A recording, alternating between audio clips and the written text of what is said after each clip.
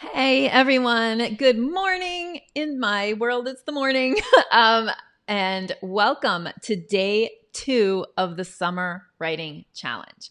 All right, today we are talking all about rewards, and this is part of a bigger kind of project that we're working on, which is how do we keep our writing going even at this moment, right? When things seem horrible.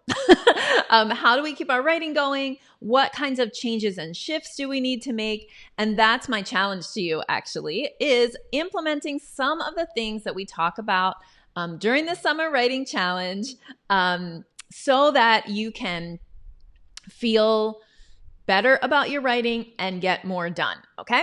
So, hi, Megha in India. That's great. Hi, Carolyn in Germany. And Dana in Wisconsin. Hi, everybody. Amanda in Canada.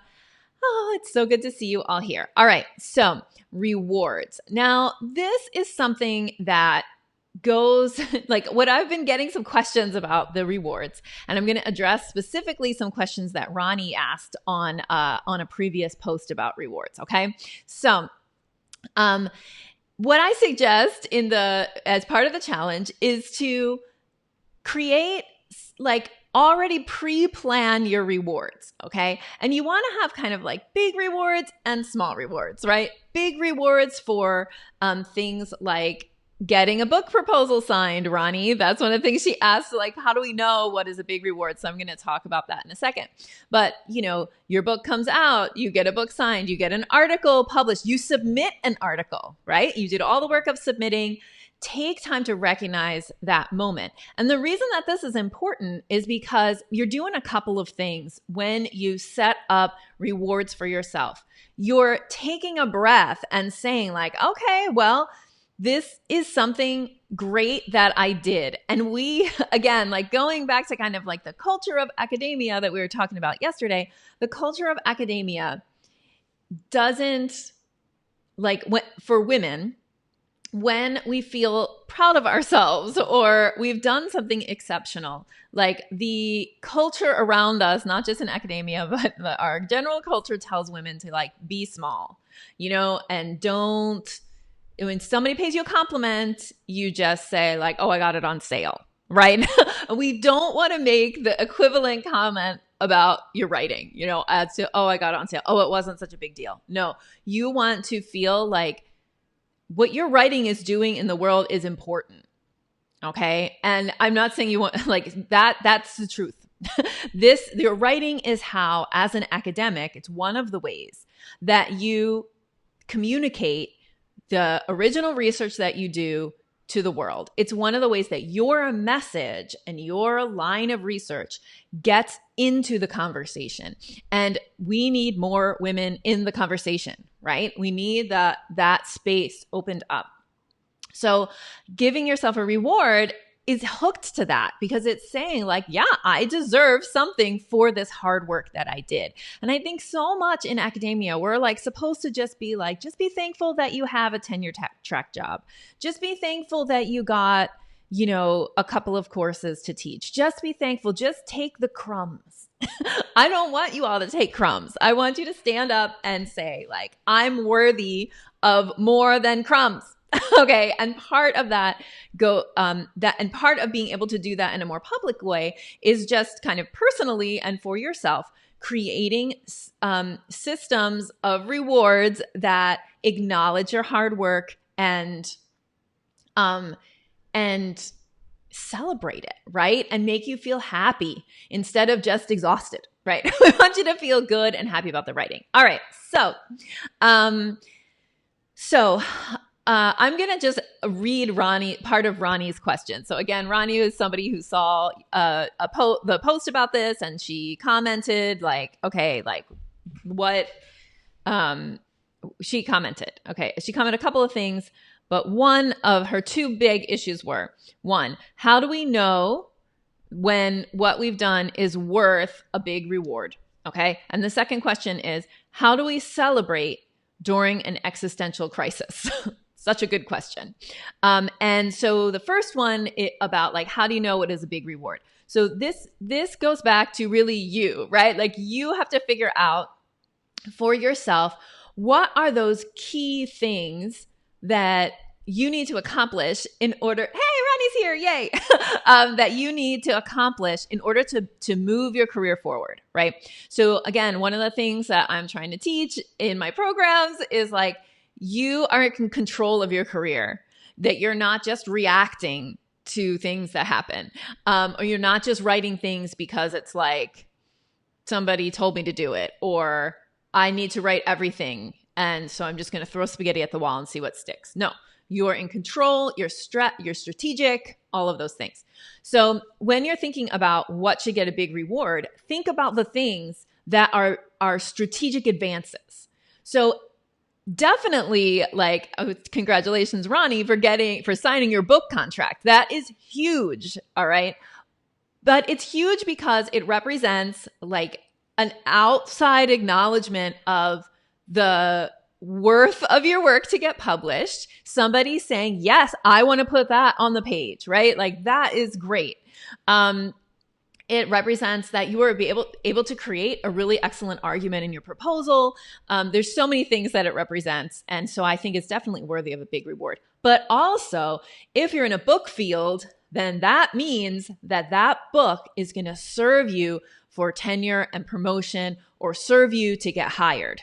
Okay. So that book, even though, we don't actually make money most of the time off of our academic publications, even books, you might make some tiny bit of money. It depends. Like, I'm sure that there are some people who have made tons of money off of academic publications, but I mean, it's a rare thing that your book would like sell so many copies that you would actually get checks, like big checks. But it does, like, having a book contract or getting a book published, right, represents the currency.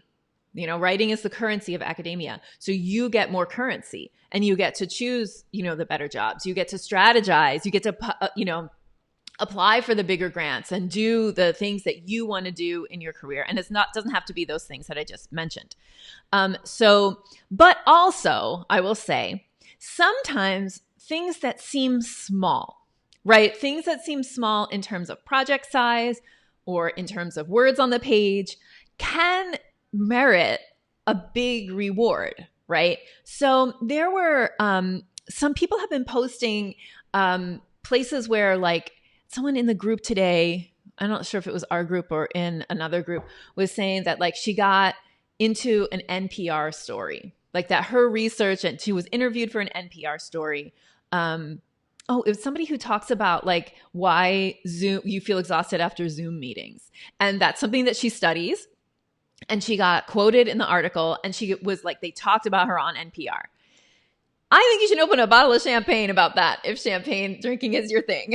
I think that, even though, like, because of what it represents, right? It represents, like, this acknowledgement of your work, and even if it doesn't count for tenure, it counts more. I mean, I feel like it counts more. It counts for your expertise and for your reputation, and really, like, for your academic brand and all of those other things, right? So I think when you're deciding, back to Ronnie's question, when you're deciding, like, what gets a big reward, what's a small reward, think about how the thing, like, fits into your bigger goals as an academic, in your career path, and reward accordingly. And I think that, so I also want to talk a little bit about just, like, rewards in general, and just treating yourself really well. Okay. So in academia in general, we are overworked. And most of the time also, at the same time, underpaid, right? So we are working to create knowledge, to help, students learn and launch their own career paths. Like, we're doing this really, really important and impactful work, but we are often exhausted and not acknowledged, right? So it's important for you to acknowledge yourself. And that's why I talk about rewards. It's important for you to, like, hook positive things to the things you want to keep doing, right? So hooking this positive feelings, like this celebration feelings when you have wins, sharing them with your family, or sharing them, if your family doesn't understand, sharing them in the I Should Be Writing Facebook group or with your colleagues that so that you are building this. It's almost like you build the muscle of like, I'm worthy and I deserve to feel happy and all those things. Now that brings me to the second question that Ronnie asked, which was, how do we celebrate during big existential crises? So, so Ronnie might be having additional crises besides a pandemic, as we all might be. So I'll just talk in general though about like celebrating things during a pandemic, or if other crappy stuff is happening in your life. The thing is that you're allowed to be happy even when other people are suffering. So you not celebrating your book proposal, or you not giving yourself a reward, having a living room dance party for having gotten a paper accepted, or having finished, turned in your paper, or turned in your grades even, right? Like, you not enjoying life is not helping somebody who's sick or suffering, or whose family members are suffering. It's not helping them to get healthier faster or anything like that. So we still, and this is true, it's heightened in a pandemic, right? Like in a pandemic, you see what's happening to everyone around you, your students and your family members, and it's weightier and it's closer, potentially. But all the time, people around you are experiencing different levels of suffering. That doesn't mean that you should just sit down and not experience joy, or not experience, feeling good about being productive, even though your colleagues can't be productive, or even though your friend can't be productive because of her home situation, anything like that. Like, that doesn't mean, those people suffering doesn't mean that you should, sit down and hang your head. If you are feeling like things are going okay for you, everybody wants you to be happy. So like, I will just say that inside of our Amplify program, we were having a talk about dealing with the pandemic. And one of our members of the Amplify program said, like, I feel bad because I don't have kids, and some good things. She had just gotten like a new job with a big pay raise, and her thing she was worried about was like, how am I going to move across the country during this time? Like, how am I going to drive, 6 states over to move to my new job? And she was like, I feel bad that I'm worried about that, because I know that other people on the call have small children and can't are really having trouble moving their classes forward, moving their writing forward, and all of that. And all the people with small kids were like, no. You are allowed to be happy. You are allowed to worry about whatever it is you're worried about. We are all experiencing things differently. So I hope that helps, Ronnie. And it's really, just to go back to the rewards, it's really important to set up moments of joy and happiness that are related to your writing, that are hooked to your writing. Because again, as we mentioned yesterday, so much of writing in academia has negativity and slog around it. It has stress around it. It has high stakes around it. So what we need to do is we need to turn a lot of those things over, turn them upside down, right? And say like, okay, it's high stakes, but it's also high reward. It's always uncomfortable to put yourself out there, but that's how we grow. That's how we get influence. That's how we change our fields, right? So I think that that's all, very, very important. So I know that the comments have been kind of running by. I will, jump in there later. I'll jump in there later to kind of answer things. Let me see if I pull any like quick questions. Christina says, we have to train ourselves to feel more.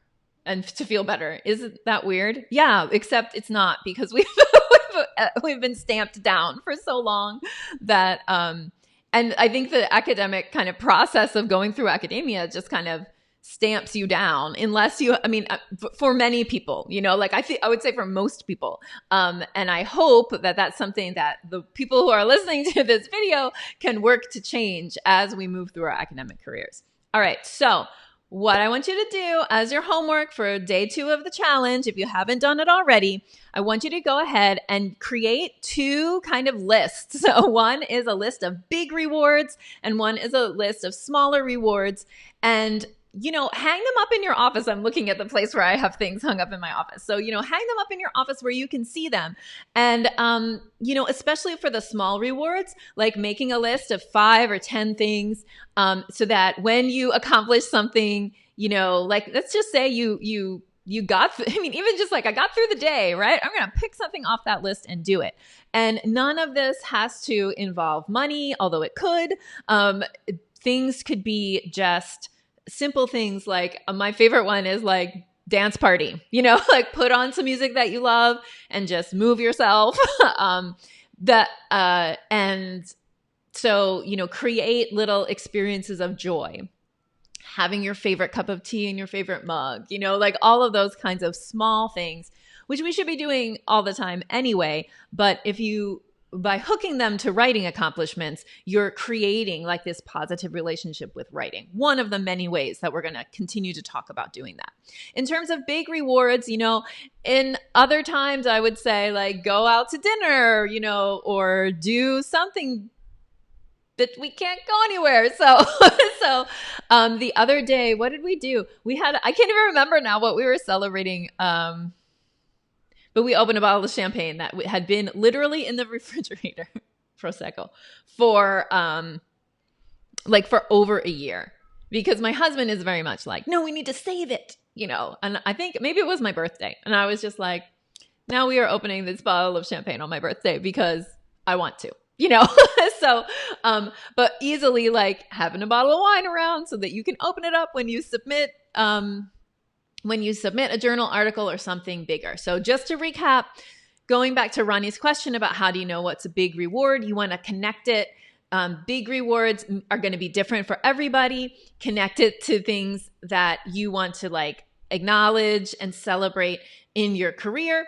And then micro rewards or smaller rewards, you want to have kind of a list of those so that you can pull just when you do anything that is like, you did a writing session, micro reward, anything, completing tasks, whatever. So don't punish yourself, reward yourself, and help to facilitate that positive relationship with your writing. All right. I will see you here for day 3 of the Summer Writing Challenge tomorrow. Tomorrow we are talking about making a structure for your unstructured time. So this is something that happens to us, right, in in the summer a lot, but it's kind of amped up this summer because like maybe you were planning on giving an in-person class and now you're not. Maybe your kids were going to go somewhere and now they're not. Or you would have to normally, like last year I spent a lot of time driving kids to camps. These 2 different camps and I had to drop off and pick up. And so I had to like schedule everything around that. So this summer, scheduling is we'll just say it's going to be different from everyone.